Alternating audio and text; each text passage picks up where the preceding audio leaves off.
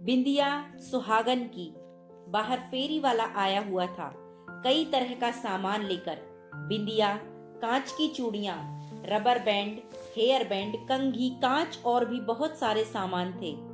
आस पड़ोस की औरतें उसे घेर कर खड़ी हुई थीं।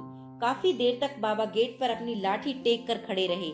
जैसे ही औरतों की भीड़ छटी, बाबा अपनी लाठी टेकते हुए फेरी वाले के पास पहुंच गए और फेरी पर सामान देखने लगे। शायद कुछ ढूंढ रहे थे। कभी सिर ऊंचा करके देखते तो कभी नीचा। जो देखना चाह रहे थे वह दिख नहीं रहा था। हैरान परेशान बाबा को फेरी वाले ने देखा तो पूछा, कुछ चाहिए था बाबा आपको? पर बाबा ने सुनकर अनसुना कर दिया। धीरे धीरे लाठी टेकते हुए फेरी के ही चक्कर लगाने लग गए। कहीं तो दिखे वो जो देखना चाहते हैं। फेरी वाले ने दोबारा पूछा, बाबा कुछ चाहिए था क्या? अब की बार बाबा ने फेरी वाले से कहा, हाँ बेटा, क्या चाहिए था बाबा, बताओ मुझे, मैं ढूंढ देता हूँ। मुझे है ना वो बिंदिया चाहिए थी। बिंदिया क्यों चाहिए बाबा? बाबा ने अम्मा की तरफ इशारा करते हुए बताया, अरे मेरी पत्नी के लिए चाहिए समझदार। बाबा का जवाब सुनकर फेरी वाला हंस दिया। किस तरह की बिंदिया चाहिए बाबा? बड़ी बड़ी गोल बिंदिया चाहिए, बिल्कुल लाल रंग की। फेरी वाले ने बिंदिया का पैकेट निकाल कर दिखाया। यह देखो बाबा, ये वाली क्या? अरे नहीं नहीं, ये वाली नहीं, बिल्कुल लाल लाल सी। फेरी वाले ने वो पैकेट रखा और दूसरा पैकेट निकाल कर दिया। बाबा ये वाली क्या? अरे तुझे समझ नहीं आता क्या? तीखी लाल लाल बिंदिया चाहिए। फेरी वाले ने सारे पैकेट निकाले और फेरी के एक तरफ फैला कर रख दिए। आप खुद ही देख लो बाबा, जो बिंदिया चाहिए सो ले लो।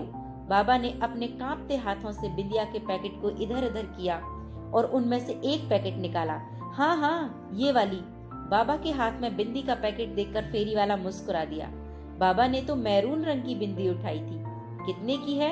10 रुपए की है बाबा। अच्छा। कीमत सुनकर बाबा का दिल बैठ गया। फिर बोले, ठीक है, अभी लाकर देता हूँ। बाबा लाठी टेकते हुए पलट कर जाने लगे कि घर में से बड़ा बेटा आता दिखा। उसे देखकर बाबा बोले, अरे बेटा, जरा 10 रुपए तो देना, फेरी वाले को देने हैं। अब क्या खरीद लिया आपने? दवाइयों का खर्चा कम होता है क्या आप दोनों का? बेटे ने लगभग चिल्लाते हुए कहा। अम्मा के लिए बिंदिया खरीदी थी, उसकी बिंदिया खत्म हो गई थी ना, कई बार बोल चुकी है, बाबा ने धीरे से कहा। बस आप लोगों को और कोई काम नहीं है, बेवजह का खर्चा करते रहते हैं। 70 साल की हो चुकी है अम्मा, अभी भी क्या बिंदिया लगाएगी? इस उम्र में भी न जाने क्या क्या शौक हैं। बेटा, बात शौक का नहीं है, अम्मा भी सुहागन है, इसलिए उसका मन नहीं मानता। सिर्फ 10 रुपए ही तो मांग रहा हूँ, अंदर जाकर दे दूंगा। कहाँ से दे दोगे? वो जो पैसे दोगे वो भी तो मेरे ही हैं। मेरे पास अभी कोई पैसे नहीं है। इतना कहकर बेटा बड़बड़ाता हुआ अंदर आ गया। अम्मा ने अपनी खाट पर लेटे लेटे ही बाबा को इशारा किया। बाबा ने पलटकर बिंदी फेरी में वापस रख दी और लाठी टेकते हुए अम्मा के पास आकर बैठ गए। बाबा ने देखा अम्मा की आंखों में आंसू थे। माफ करना पारो, मैं तेरी एक छोटी सी इच्छा भी पूरी नहीं कर पाया। रहने दो जी, बेचारे बच्चे भी परेशान हो जाते होंगे ना, काहे दिल पर लेकर बैठे हो? बिंदी ही तो थी। हाँ, बिंदी ही तो थी, कौन सी हजारों रुपए की आ रही थी।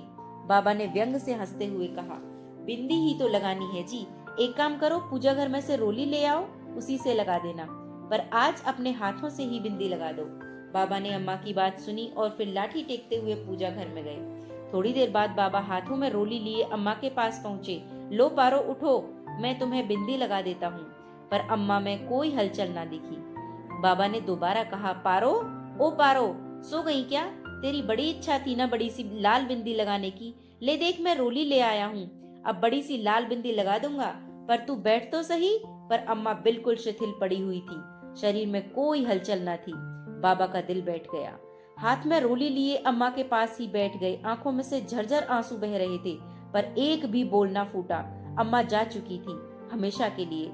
थोड़ी देर में रोना धोना मच गया। आस पड़ोस के लोग आ गए, बेटे को बुलाया गया और अम्मा को अंतिम यात्रा के लिए तैयार किया गया। अम्मा को नहला धुलाकर सुहागन की तरह तैयार कर अर्थी पर लिटाकर बाहर लाया गया।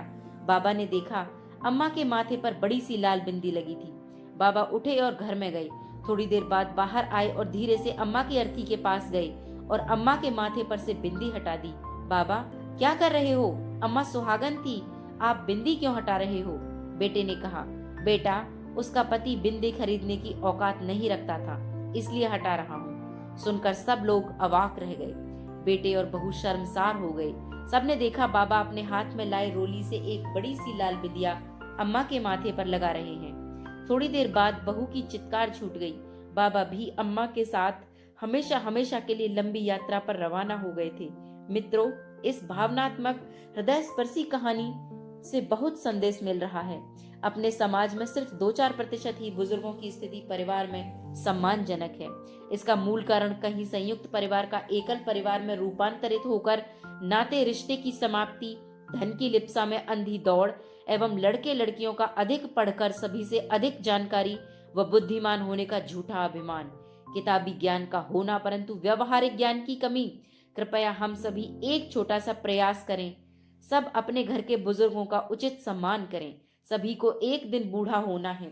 माता पिता के नहीं रहने पर उनका महत्व मालूम पड़ता है।